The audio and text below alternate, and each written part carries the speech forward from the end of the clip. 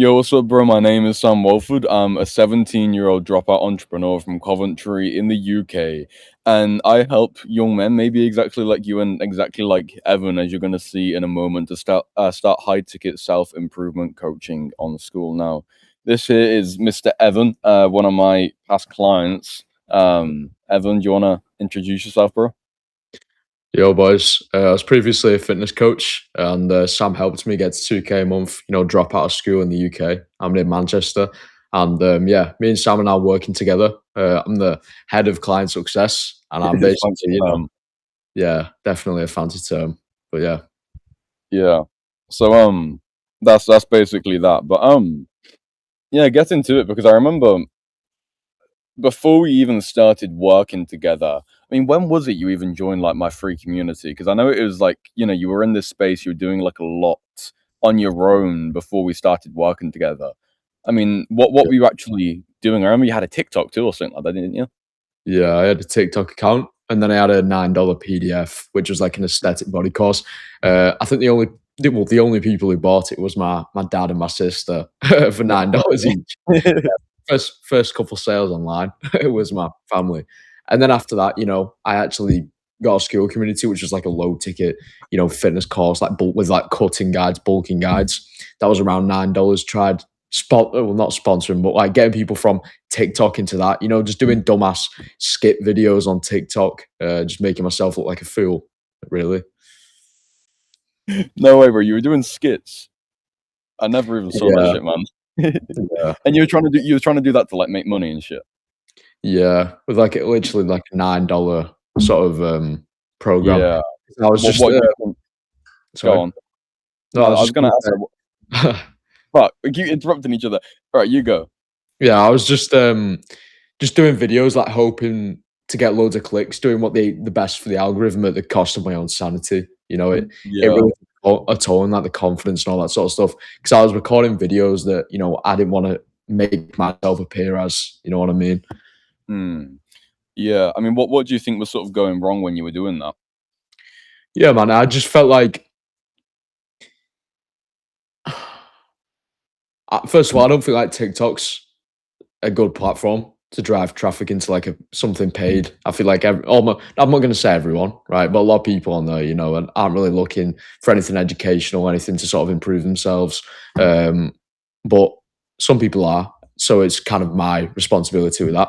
Um, and yeah, I didn't really know what I was doing. I was trying to do what the people at the top are doing instead of doing what they did before they got to the top that got them to the top.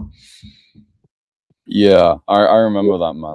I also remember like you sending me because I remember like when you joined my free communities, like, I collected your number and all that this shit, and obviously did the outreach to you and whatnot. I remember you sending me a photo of you being in college, but with your laptop, like watching like Charlie Morgan's course and shit while you were in college. And I remember you being like having some sort of job as well. Like, what was your life actually, your sort of daily life like back then? Yeah, man. Well, I went to college, obviously, which is like in the UK, it's like I'm 16 years old. It's not like university or anything like that. It's basically high school, basically high school.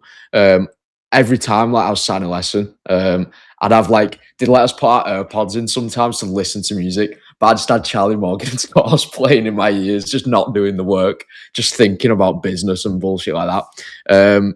And I remember like because I chose business, right? In college. That was one of the main things I chose. My teacher was just like teaching us about how Warburton's bread supply like Lidl and Aldi and that type of shit. That's just useless. It doesn't actually apply to real life business. And like the teachers in college actually haven't ever owned a business themselves. And I was like, what the fuck am I doing? I'm just wasting my life. And I feel like time's precious and it shouldn't be wasted on something that won't come to fruition in the future. Yeah, no, I get that, man. I think that's quite a recurring theme with a lot of sort of guys we see come through. I mean, what was because you saying you don't want to waste your time, like life is limited. What was your sort of plan to actually kind of make this work? Like in that period of your life, like how did you see yourself succeeding with this, and like, how long were you planning on that taking? Um, Years, man. I was I was hoping to start making 1K a month in years. I didn't think it was possible to achieve what I've achieved, what you've achieved. and what all the boys in the fast lane have achieved in like such a small amount of time. I think it's fucking crazy. It just opens up a whole new world that's just beyond comprehension when you're in that current situation, you know? Yeah, no, I get that, man. And then I remember because what I remember continuing on from what I said, I'm not sure when it actually was you joined the $1,000 protocol, but like I said, I remember, it's like you joined and I collected your WhatsApp and everything. And I mean, maybe if it fucking loads, I could have a look at when you joined the protocol. Because I remember it's like I got your WhatsApp and I was messaging you and shit. I think Um, October. and you had your own community, like the Lean Bulk Protocol, it was called at the time. Yeah, It was called October Young 12th, 2025, you Young joined. Lifters, I think. It was called Young Lifters initially, but then I Oh, was changed it, bro? that. Yeah, Yeah. because I watched your free course, didn't I, and changed it. Yeah, yeah. I mean, so what was going on with that then? Like at the time, because you did the TikTok, but I assume by that point, by the time you had your community, you'd sort of quit that. Yeah. I switched it from Young Lifters to the Lean Bulk Protocol. I deleted all the courses I spent hours making. I learned from it at least, with trial and error, we're sort of wasting time really. Um, and yeah, I watched your free course, which seems to be outdated now. Obviously, we do things differently because, skill changes, YouTube changes, all that sort of stuff. And yeah, that was the point where I made like $250. I thought I was on track. Getting that for sale of $50 just felt so good, even though it's like a quarter amount of money that would take to buy a pair of trainers. Yeah. I mean, what were you doing to make that money? Like, I mean, $250 is still a pretty decent amount. Like, how many members were in your school then? Like, what was your actual physical process back then? Like, what Yeah. were you doing? Yeah. I just started I think I had roughly 80 members by that point. I made that much money. What I was doing was just I didn't really have like a DM format at all. Just DM them like random shit. I was just thinking about, no like sort of structure to it. I just said, you free to hop on a call or some shit? And then they said, yeah. And then I pull up a Canva presentation with like loads of graphics all over it, with that me posing on the fucking presentation, going through it, just listing out all the parts of the offer, and just saying the price at the end and then just saying, you ready to do this? That's it on one call. No. Yeah. I mean, for that $250 you made then, how long did that take you to make? Um, well, I've had like you could say years, bro, because I've had like probably 4 different fitness TikTok accounts since like Mm, 2022. To be honest, it's always something that I got made fun of, and like I just wanted to make money. yeah. Uh, I know it sounds like a bit, sort of looking for other people's approval, but I really feel like when you're doing something online, people really do take the piss. But once it starts getting to the point where you're making money that they'd want, it's like they respect you more and they understand that you're not just fucking around looking for attention Yeah. online. No, I get that. So that I mean that within the time that you'd started your school community taking those sales calls, I mean, because we both know that sales, like if you're willing to grind, sales calls generally are the best way to make the money. Since having that free community, because I think you started like school networking at that time too, like getting leads from school. Yeah, Um, like around when you were doing that, like how long did that take you to make that $250? around 6 months. Yeah, Shit, you were on school for like 6 months. yeah. No way. I thought like you just created your community by the time you joined in October. No, I had one called Young Lifters, right? Oh, crazy, man. I didn't even realize that. Um, shit, you've been going at it. You've been going at it for way longer than I realized on your own, bro. Yeah, Um, I thought it's like you just switched from the. Oh, that's crazy, man. I thought you'd like just switch from the TikTok. no. Yeah, I remember seeing the Canva presentation and everything. How many sales calls did you actually end up doing for those that $250? um, yeah, probably 40. If I knew how to DM people, I probably would have got Like about 40 different people. yeah, 40 different people there. And what, like 5 sales for $50? Yeah. So that's like no, bro. With the Canva presentation, wait, so that's like 5 out of 40. That's a 12.5% close rate, bro, for a $50 offer. Keep Yeah. in mind, everyone else watching this. This guy now. I mean, technically, you now have like a fucking 67% close rate. Yeah. Um, at like a multi four figure offer, we'll call it. Man, that's great. I didn't realize it was fucking like 40 sales calls. But then I remember because it's like I messaged you on WhatsApp and whatnot, and you're active in the free community for a while. But I remember it took us quite a good while before I eventually like convinced you to get on a call with me. Like how was it when you first joined my free community, the $1,000 protocol? Like what Mm. how was that? I feel like the free course was like the main thing that sort of shifted my perspective. I was like, oh yeah, let's try this out. And like in my mind at the time, that was going really well because I made $250. So like, I didn't really decide to join your coaching because one, like I didn't like believe it was possible in myself. You know what I mean? Just making that amount of money, what I did when I ended up joining in like such a short amount of time. And also, I'd never spent money online unless it was like V-Bucks or like Robux or some bullshit like that. So it was like the general term that people use for like buying expensive things online. They say, "Oh, it's a scam," and that was like the sort of paradigm that I had at the time. And to sort of make that next step into something that was beyond me, you have to make decisions based on where you want to be, not where you are right now. And that's where I took the jump and actually invested into it. And yeah. I mean, hold him back though, because you're getting ahead of yourself. I think we've got a fucking pretty funny story about you joining, don't we, Evan? Do we? I can't remember. No. Bro, you forgot with the commitment fee? Shit. Yeah, yeah. I put down a commitment. Sam, I don't even know if we spoke about this, but I put down a commitment fee because the free course helped me that much, and you got me on a call. And I felt like just I don't know. I'd felt bad if I didn't like give you something. No, Um, bro, was that actually it? yeah, that was actually it. Because I feel bad like after you helped me like make the $250, and I just felt pressured into giving you something. Because I'd Yeah. feel awkward if I didn't pay you anything. Um, which is a bit of a bitch move, but either way. Um, but yeah, obviously I did have the money. It was just like a big Yeah. for Right. me To to. give context to everyone that's watching this, so this guy, bro, he joins the $1,000 project, my free community, in like October. It takes like what November? It takes like 2 months roughly to basically convince him to like get basically on a call because he knew I was gonna like pitch to him on this call. Like it wasn't like a sneak attack pitch; it was like open that I was gonna fucking pitch to him.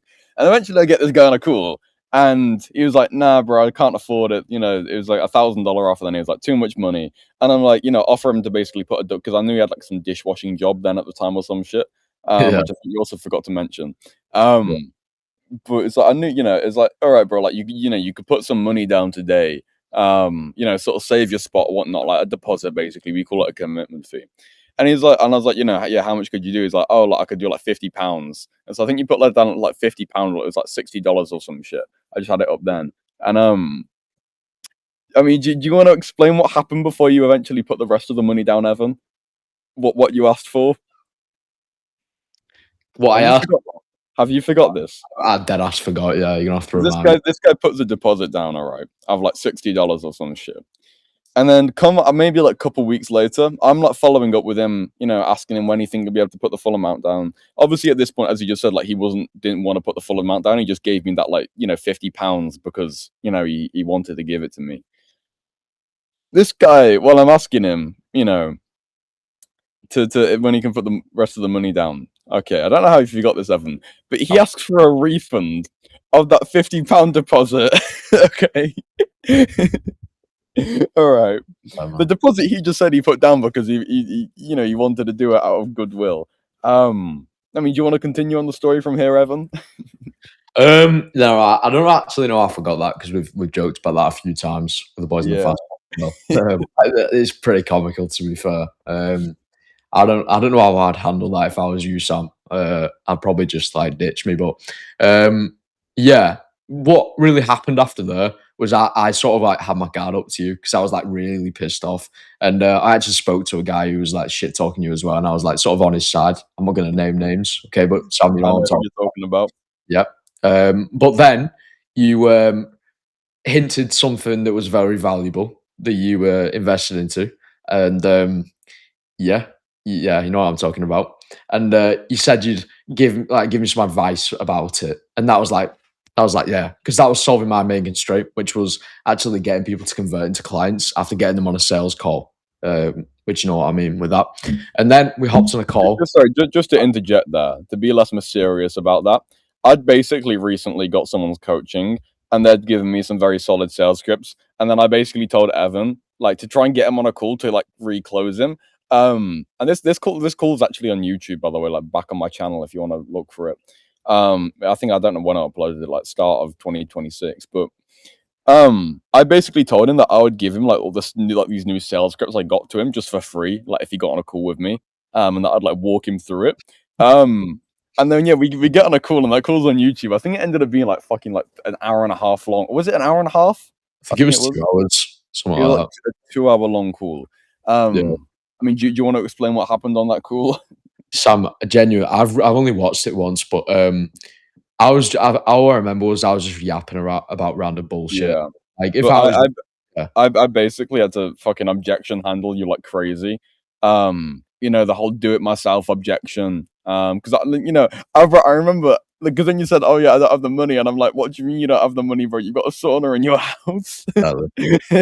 Because this guy's parents are fucking minted, bro. And I was like, "Nah, you definitely have the money or some shit like that." Because he's got like a sauna in his house and everything. Um, and then I think I just had to get a little bit pushy with you on objection handle you a good bit because I'm like, bro, this guy needs my help. I can really, really help him because I remember that's why I wanted to be pushy with you because I was like, you're already making money. I can really solidly help you. I remember saying that. Yeah, And then yeah, eventually that day I got the sale, and that day I think I also got another sale. iJazz. yeah. I think I closed him as well on the exact same day. I remember it being, and yeah, that was like a 2K day for me, and obviously, I guess that's the start of the saga with Evan. Um, but yeah, can you remember what actually got you to join? Why you did join my coaching in the first place? Mm. I What feel like, what put you over the edge? yeah, I feel like the main reason was because like what felt like the biggest constraint for me was that I had the leads sort of coming in, not as much as I Yeah, could be, obviously, because I didn't understand all that sort of stuff which is teach, but at that time, but a big thing was just not knowing how to actually pitch to people. I don't think I even knew what pitch meant back then, right? I'd read out all the Alex Emoji books. I thought I was fucking solid with everything, but that, right? Um, and I didn't even know what sales was. I didn't know what I haven't even watched like Wolf of Wall Street at that point, anything like that. I didn't know it. I didn't know it was a concept that existed. So I was literally just I had no understanding of it. And I was like, if I can actually move the needle with this, I've dropped out of college, right? I've literally dropped out of college, had a few FTE moments. I was just like, yeah, I just have to fucking do it. I have to make a decision based on, the person I want to be, not the person I am right now. And I think like just thinking I could do it by myself. I see it with a lot of guys that I speak to as well. It's it's understandable, okay, because me and you both know, Sam. There is a lot of dodgy people out there selling, high ticket courses or selling anything at the end of the day. So yeah, I get that, but I also think it's a curse because at the end of the day, it's not hard to know that you're confident that something can actually help you. Okay. And if you've still got that belief system in place, then it will really, in my opinion at least, it'll really hinder you from getting not only towards your goals at a lot faster rate, a fucking much faster rate, but also with more certainty, you know? So to recap what you're saying there, it's basically like being confident in yourself that you can do it is kind of a curse. Yeah. Yeah, I mean, I do. I think it is kind of like a blessing and a curse. Because if Yeah. you genuinely can do it on your own, then it's going to be like a pretty cool story. I did it on my own with no mentorship. But then if you can't actually do it on your own and you think you can, you're probably going to be in for a lot of fucking hardship. Yeah. Um, The way I sort of put it is like imagine you're about to go up skydiving, right? You have the option between two parachutes, okay? One is like, a 99% chance success rate. And that one, costs a lot of money or whatever you want to call it. And then the other one's free, but there's a 50% chance of you actually, surviving. That one might fucking break, right? And then at the end of the day, if you do join a course, there's not 100% chance. Or else if I said that, I'd be lying. But obviously, there's a much higher chance, okay? And people would obviously pick the more expensive one because their life is on the line. But if you think about it, at the end of the day, like you actually making money that like so that is life, right? Because that determines your life at the end of the day, like freedom, Mm, yeah. buying whatever you want to actually improve the quality of your life, living longer by being able to buy the food you want. The list goes on. I don't have to explain that. Yeah. No, I really like that analogy. That's a pretty solid analogy. See, this guy knows his sales well. He's watching a lot of fucking like sales content. He knows how to give these analogies and shit. But yeah. I mean, so when we started working together, I think it was like, was it like Boxing Day or something that we started? I think it was I think it was like something like around It was like that. the day after Christmas. It was like right after Christmas, I think it was, or some shit like that. Um. Oh no, no, no. When was it? Or was it the start of this? I can't remember, man. Yeah, Yeah, 27. it was some time like that. But I mean, yeah, when we started working together, bro, I remember we had that. I mean, you said this before. We had that fucking call longer than a school day, for me to start helping you and shit and to get you set up. Like, what do you think was like the biggest change, like and then not the biggest, but the fastest change you saw after us starting to work together? The fastest change that I saw, I don't know if you can call it like tangible or not, but in my mind, I had something which has worked for lots of other people, and all I needed to do was just get good at it. Right, I had one thing, right, that I knew works as long as you get good at it. What I was previously doing, right, was just working hard on things that I was getting good at that was shit that didn't work. And that was actually like having that sales script. If like to be more specific, obviously there's loads of things, but I think that was the biggest one for me. Having like a script that actually Yeah. works and just working, grinding on that. And it's more just like a case of the more you put in, the more you get out, which obviously rarely is very rare in most jobs these days. Yeah. I mean, I think that is probably like a big selling point of not like working with me, but more so the model that I teach is Yeah. that you start us out a lot more linear. And so yeah, that is a very like understandable that that was probably sort of one of the fastest changes. I mean, how long did it take you to get your first sale? Then I remember it being pretty quick, wasn't it? Um. Like uh, first $1,000 sale. yeah. It was the 18th of January, or I Yeah, think yeah, something that around would that. have literally only been a couple of few weeks after, wouldn't it? Yeah. Yeah, because Yeah. I remember I remember making some post about it, some sort of win post for you, where it's like you'd had like those 40 sales calls or some shit and made like $250. Um, I won't be able to find the post now. It was really old. And then it was like how many? I think it might have been six sales calls you had. It was like your sixth sales call you had with like the new scripts and everything. And after I taught you a bit more of sales and whatnot, and how to actually do it without being, fucking the Canva presentations and shit. Yeah. Would you? Was it just six sales calls? A tongue twister. I know No, it's it was pretty my fast, fourth wasn't it? one. I Huh? remember. I remember it was definitely my fourth one. Was it your fourth? My fourth sales call, yeah. Yeah, that's ridiculous, man. Yeah, but, Yeah, like, just to add something onto that, Sam, it's like, I was literally reading that script, like, to myself in the mirror, like, 10 times a day, you know what I mean? yeah, So, like, if you're gonna do something like this, it's like getting a horse and bringing it to water. Obviously, everyone knows that you can bring a horse to water, but you can't force it to drink it, right? So it's like the work is on your side as well. You can have the best scripts ever. You can have all the best tactics and keep like what's like mentally masturbating, just like finding everything out. But unless you take action and you take action really hard, then nothing's gonna change. yeah. I mean, I think that that's something I really do think put you ahead, and we're gonna go on more onto this. Is just like the fact that you actually took action. Like yeah, we'll go on more onto that in the future. But I mean, closing that first $1,000 sale, what do you think that actually did to you? How did that actually feel? Um, it's hard to describe. It felt really good. It wasn't like a much as it wasn't a very defining moment because I'd already made $250, so it wasn't like, oh yeah, I can make money online. Like most people when they get the first sale, because I already had that. But yeah, making like a $50 sale to like $1,000 sale is obviously night and day. So like I can't remember the exact like thing, but obviously I jumped out of my chair done the usual, just like fucking really happy. Walked out my garage where I do my work, went inside, with a fucking like grin on my face like that, and then told my parents about it. Obviously really proud. And I just like thanking them that they let me drop out of college. But yeah, it was like the start. It felt like the start of something. I was like, I've finally made this work. I made the right decision. Actually taking that leap of faith, really. Yeah, no, that's really awesome, man. I remember you getting that sale as well, and it was kind of a big moment for me because of how fast you got it. And I mean, it's like I'd helped people to make their first $1,000 faster before, but it's like they'd always been in like positions where it's like they already had like 500 members in their community, and they just fucking like spam DMs and spam sales calls. But I think Yeah, with you, it's kind of a defining moment for me as well because I was like, oh shit, like this is just like a normal guy, and I've just got him like actually respectable results within a decent time frame. yeah, Yeah, I mean, but then going forward further on top of that, because I remember I've got that it was like 29 days, I think it was, because I had it on my like the $1,000 protocol about page, is like the credibility shit.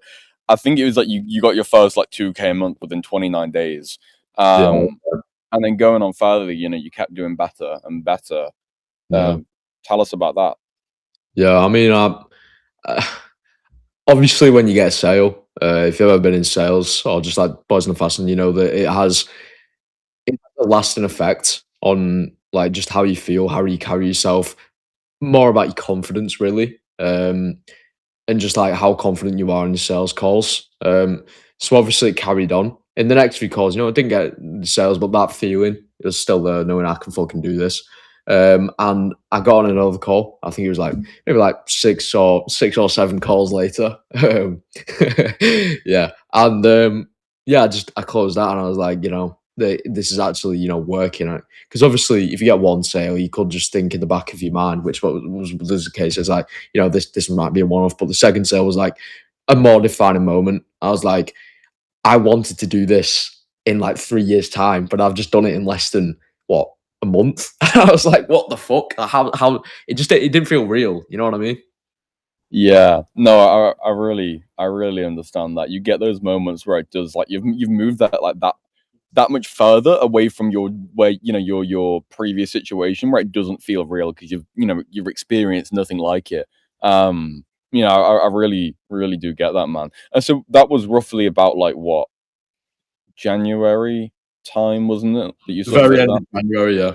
It was the very end of January. So that would have actually been when I started launching the fast lane. So for everybody else watching this who doesn't understand it, basically when me and Evan started working together at the end of 2025, I was still doing one-on-one coaching there. Before I eventually scaled up into pretty much my group coaching program, which is the $1,000 fast lane, which I I started selling it in January, but I actually like properly launched it, like started the a delivery of the cohort at the start of February, which of course, Evan, he was already working with me one-on-one, so he became a part of those first 20 guys.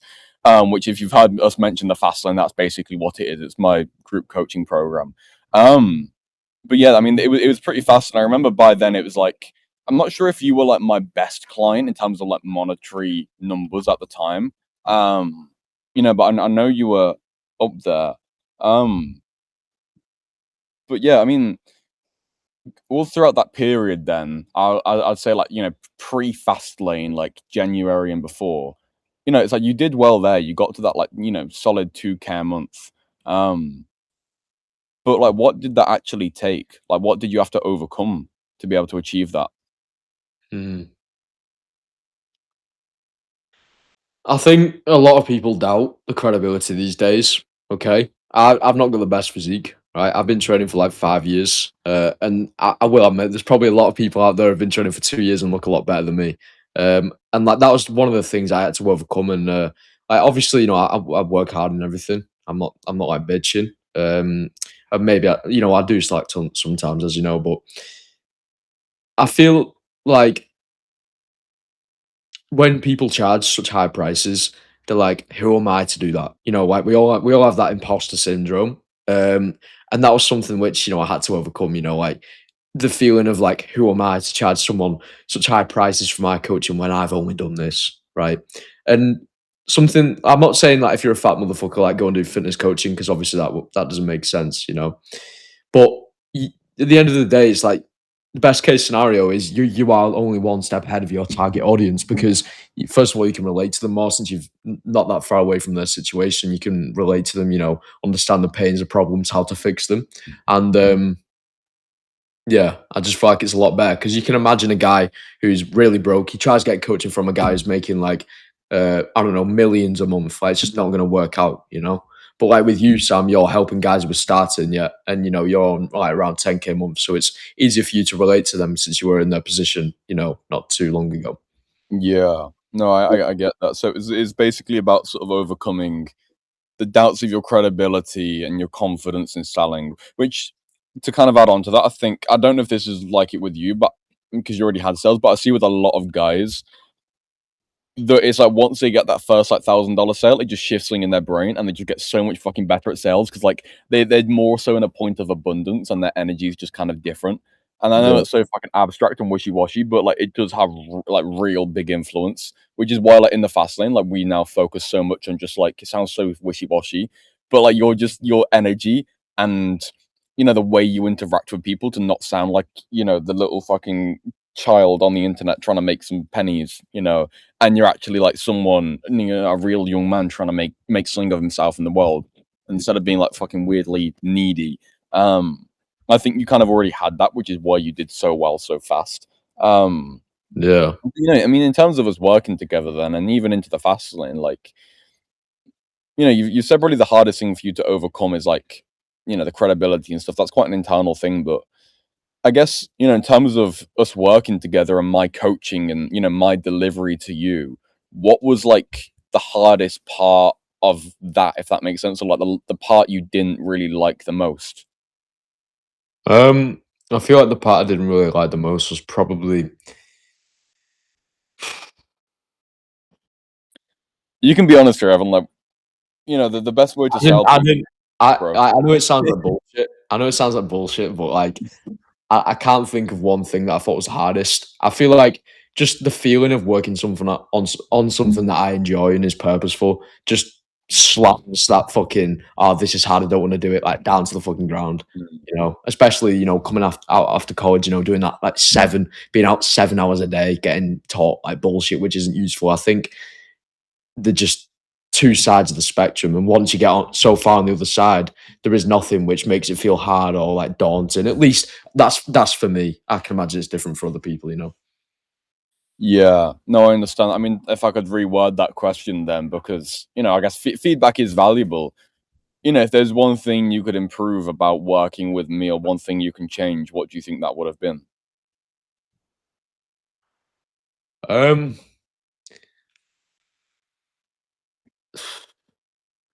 I know it sounds like biased again. I'm just trying to think because like it's not easy. I know that sounds like oh I'm like uh, fuck. Um, when what period of when we was working together? When I was in the fast lane, or All throughout it. I think, yeah, go on, carry on. yeah, I think the only thing which is like so minor, like that's how hard like, I'm trying to figure it out, will just be you know, the discovery call reviews. That's literally at the very time. But even that's like such a small thing. It's like almost Mm, negligible. You know what I mean? So okay, fair enough. I can't squeeze any like feedback out of you then. Um, in the interview script, I've basically, I've got to make sure to get something like negative out. yeah, Um, I'm because being real. I'm being real though. Sam. I'm actually being real. yeah, no, I Being real. understand that, bro. I've got it's because the whole principle of just because we're on the good side of shit, and because we've got such good results, actually the best way for us to sell is just to be honest. Um, it sort of makes everything way, way easier. Um, but yeah, I mean, going on into the sort of like fast lane era, as we're calling it, basically like February, March, not really April because we've been sort of working more together in April, but you know, yeah, those sort of months, February, March. What sort of happened then? You sort of continued on at roughly like 2, 3K a month, didn't you? Yeah, that's right. Yeah. I mean, how was that at the time? Because I feel like it was kind of like you kind of just went like straight up and then kind of like plateaued a little bit, didn't you? Yeah, yeah, a little bit. I feel like what happened was after my second sale, I I just lost a bit of passion for just sales in itself, which I think is obviously a great skill to have, and it's something that'll move like the needle the most. Like obviously getting leads is a skill and something, but if you can't do shit with the leads, then you're fucked at the end of the day. And I think that I've seen that happen to a lot of guys in the fast lane. They make one sale, okay, and then it doesn't happen for a while after that confidence boost, after expecting more. And when you've had something before, it's like you want it again. Like you can imagine cavemen never had sugar before, right? But you give a caveman sugar or like some processed bullshit, he's like, oh, I want that. And that's just like what I'm pulling happens. for analogies. Yeah. I've never used that one. It just came to my head.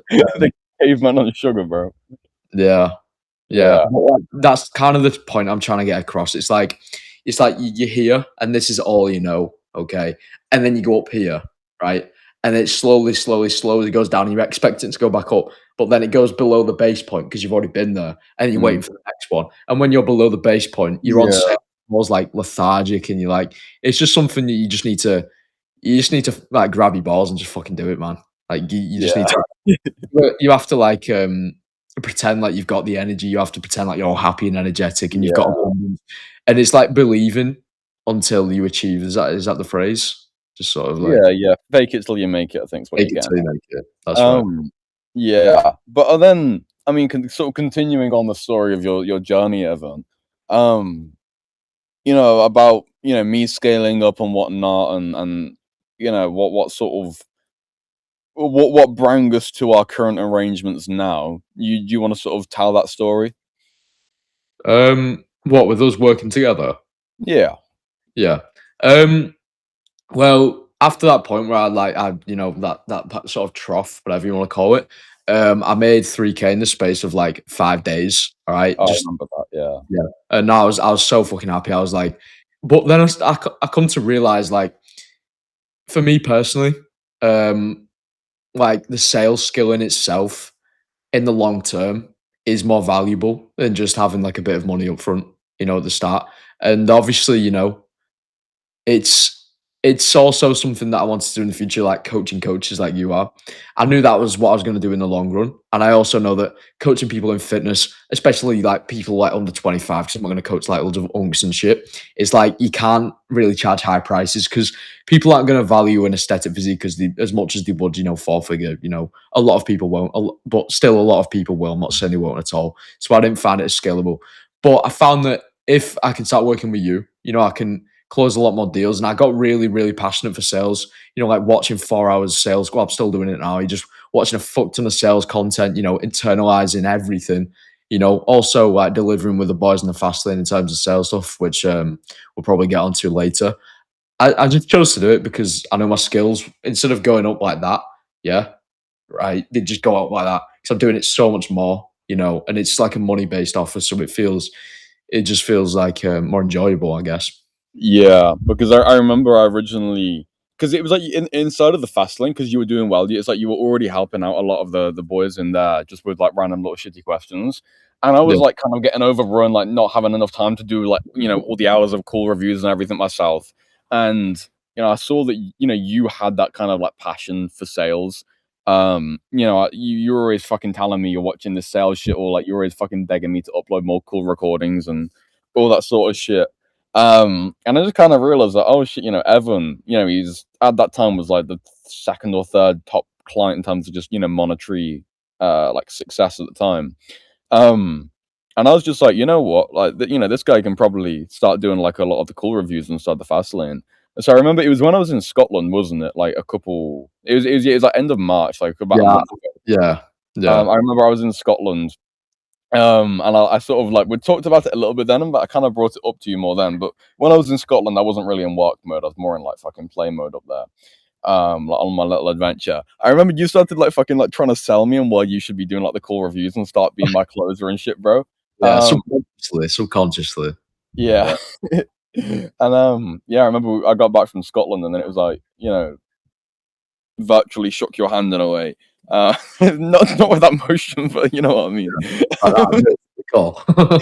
Bro, what the fuck? Yeah, and I remember with that, yeah, we sort of started working together. You started doing the cool reviews, and then just to sort of recap what's been happening recently. Now Evan's doing a lot of setting and closing for me, and is going really well. It's currently, I think, had 4 sales calls, and you're on a 3 sales calls, and you're on a 67% close rate. So you closed 2 out of 3. which is kind of stupid.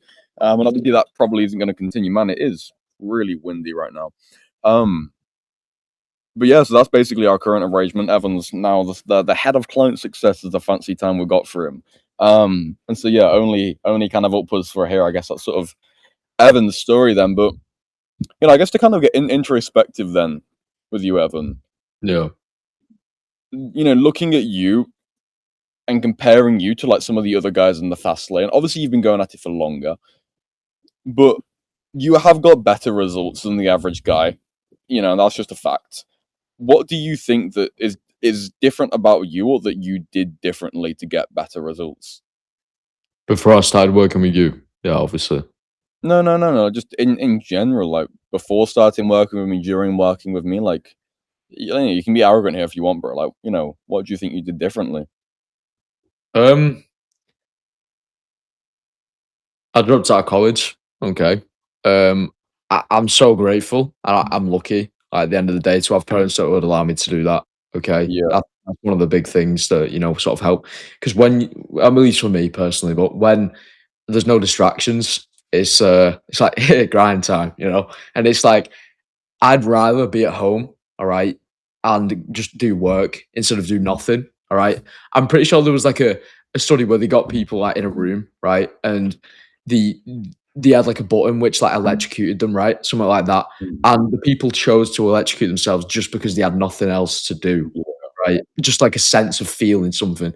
So like when you're at home all day and it's just like home gym, like just lying in bed, like not doing anything, it's like the work is like the shock, you know what I mean? Because you're not doing anything else, not going to college. And obviously, I still go out with my friends on the weekends, most weekends at least. But I feel like the main thing was just like the workload, and actually like watching the training, Sam.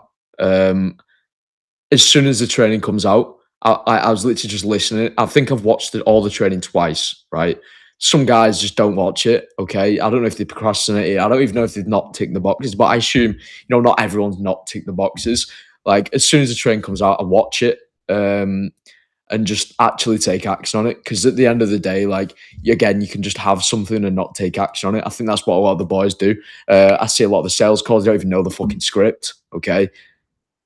And then they're like hopping on, trying to find like these cool, fancy sales analogies, all that bullshit, but they've not even got the fundamentals. It's like not having the foundation of just knowing your fucking sales script, but then trying to build on a house on sand, right?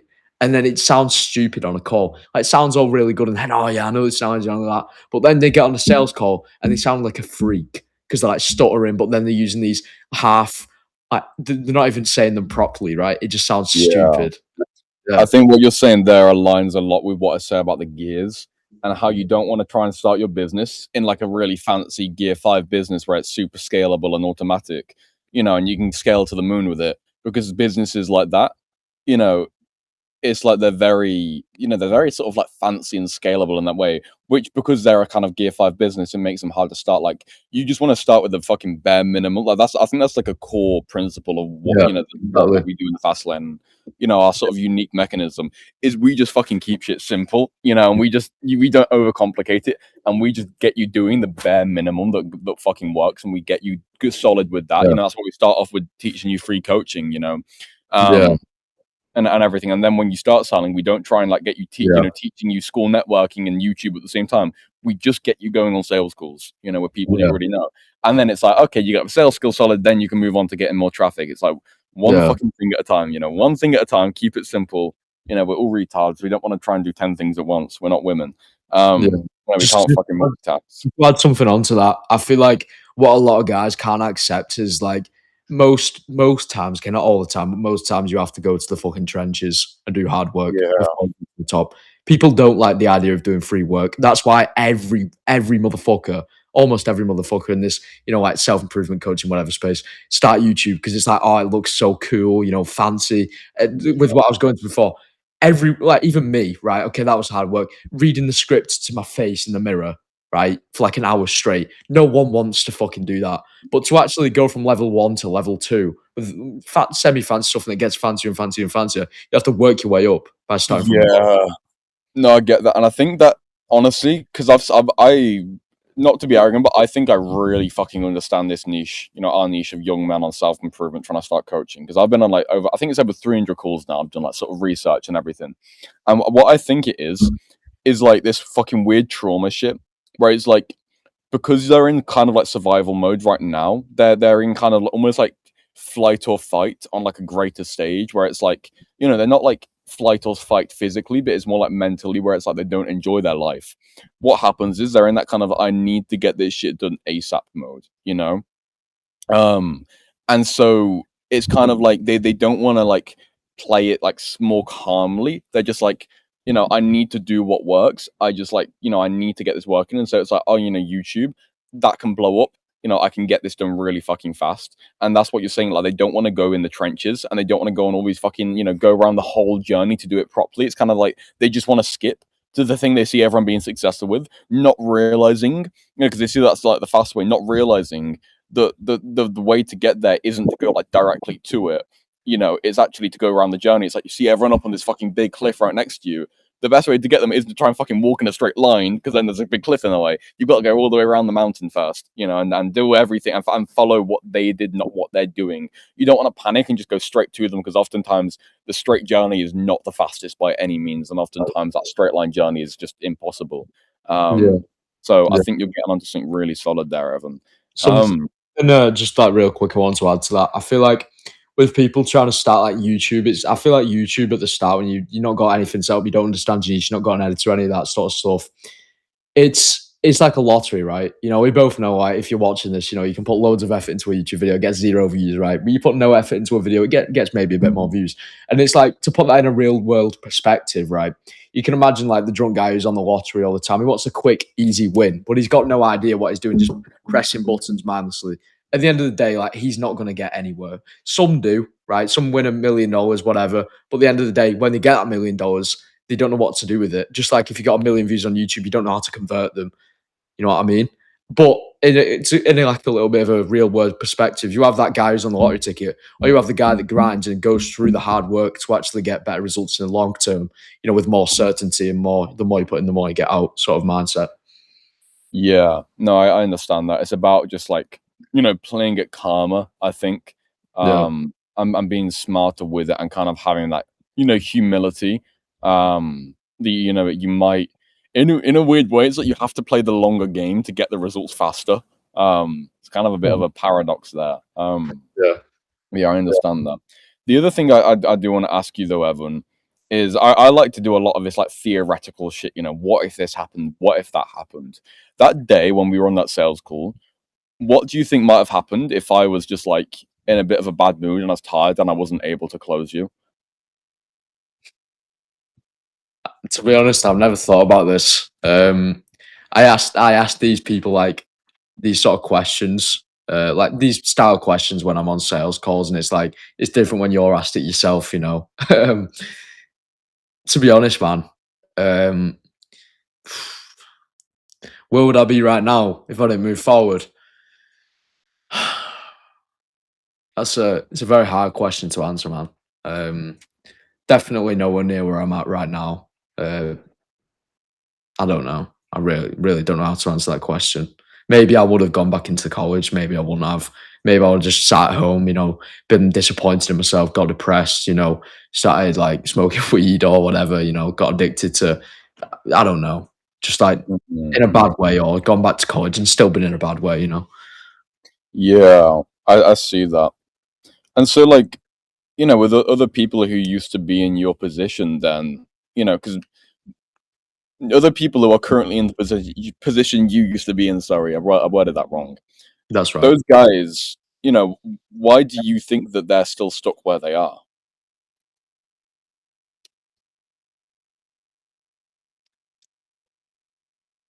I think it's I think it's two main things, besides many others with different people. But I think the two main things are going somewhere that's uncomfortable psychologically. We all know the phrase, you go in your discomfort zone, but it's really true with something like this. Spending money on an investment, okay, definitely for most like young guys, it's something really fucking uncomfortable. What if my parents find out? you know, oh, I have to buy this new whatever AirPods, iPhone, or car when I'm older. It's so fucking uncomfortable. But on the other end, the grass is greener. You know, that's something I realized, and I think the second thing is just the actual comprehension of making like money online. I feel like the government just like sort of makes people feel like it's so impossible, so far away to reach when you just brought up like a fucking just like in school, you know, memorizing different English weird words, math, like what the fuck, and it's just like that feels so beyond comprehension. It's kind of hard to put it into words, to be honest. Yeah. No, I understand that, man. It's like you've never seen it happen, so why the fuck should you believe that it can happen? You know? Yeah. Um, I also think most of the guys who do see it happen are looking at people who have, you know, like Hamza, for example. He's, you know, making a lot of money doing self-improvement coaching.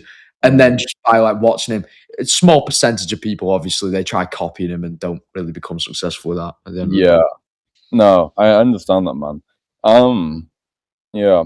To start closing up then, because it's been quite a while we've been on this call. Um, where do you think you're going next? What do you think your sort of future's looking like, and what do you think is now possible for you that you're now on this trajectory compared to, what wasn't really possible for you before?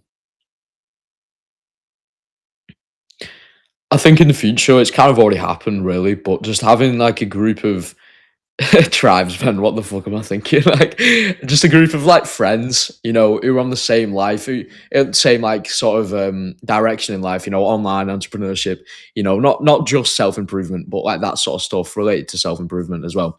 Because yeah, that's just how I feel about it. I think that's the main thing. And I also, obviously, because we're possibly doing like meetups and stuff, which yeah, obviously will happen. Because I feel like a lot of young men, when they sort of get onto doing something like this, they feel isolated because it's very, very, very uncommon, right? But once you find those people, it's, you know, your whole world like sort of flips. You know, you have something to look forward to. I think that's a huge thing. I think like when AI takes over, I think like community is going to become like a really big thing because that's not something it can replace. I also feel like in the future, is I don't know if you could call it a lot more tangible and specific, but just like a goal. I'd say like a 40% close rate. Just out of like how much I enjoy doing sales. I feel like sales is not just like a money skill. It like goes into so many like other areas in your life. Just like speaking to people, like understanding other people's perspectives without getting like mad at them. Because like at the end of the day, no one's right, no one's wrong. Something is only better or worse for where they want to be. And just like understanding that in real life situations is you know, a skill in itself. And to improve that is just improving your life. Yeah, I really respect that, man, and I think the future is bright, especially what you were saying about like the brotherhood. I think we're going to be closing up now, but just to hang on, if I can just share my screen quickly so the guys, the little kiddie winkles at home watching can see this. Like this is obviously the fast lane here, what Evan's talking about, what we've been talking about here. But it's like, we're gonna probably be doing a fucking Copenhagen meetup, bro. Which is gonna be fucking, and obviously, not everyone can come, but that's gonna be fucking awesome, man. I really look forward to that. And as you were saying, like the fucking brotherhood in here, man. Yeah. I really love it too. It's like I really feel like we've built something great here. And the interesting thing is, it's like in terms of business, it's like I feel like I'm the leader, but with everything else, it's like we just do feel like a genuine and fucking close group of friends. But where Yeah. it's like we've actually become friends and bonded over something, real and authentic to us, not just because we're in the fucking same class. Um, which is really, really awesome. So, I mean, if you could say, some final closing words then for us to finish up, Evan, what would you say to the young guy who's in your position now, who's watching this? What would you tell him to do?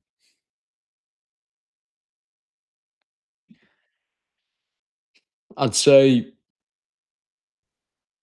ask yourself the question, is it riskier to continue doing something that you don't enjoy doing and sort of not taking action on something? Or is it riskier to take a bet on yourself, um, and at least try to get to where you want to be by doing something that's uncomfortable, doing something you've never done before, and doing something that you don't feel like doing? As Hamza says, do the hard work, especially, and you don't feel like that. Sort of relates into doing Kiss that. the camera and the video. All right, bye, guys. Yeah. No, I understand that, man. Well, it's been great speaking today, Evan. It's been a good hour-long conversation. I'm saying this as if we're fucking not going to speak again for a while. Me and him are fucking always constantly on messages, fucking gossiping about random people in the community. Um, but yeah, if you you're interested in the fast lane or getting my mentorship and whatnot, and there's going to be obviously a link in the description for the about page here, and then it's like you can obviously watch our VSL, like you can see the results of the first 20 guys who joined. Like we're currently relaunching and everything. We've got some pretty solid success rates. I want to say solid, like there's not really anyone who can compete with this for young men. For doing this sort of shit. So if you're interested in the fast lane, there's that. Or I mean, if you want to get to know me first, like this is the fucking first video you've seen me or whatever, and you can join the free community, the $1,000 protocol, not the fast lane, the $1,000 protocol. And this is like basically completely free, bro. It's like what Evan was saying about getting the whole course that really helped him. It's like, you can get all of that, for free here. Like this is some old shit. But yeah, you can get all that for free. Like if you want to, look into me and obviously, like subscribe, look at my other YouTube videos and everything. All my shit's in the description. But yeah, it's good talking today, Evan. And yeah, Yeah, man. sweet. Bye bye.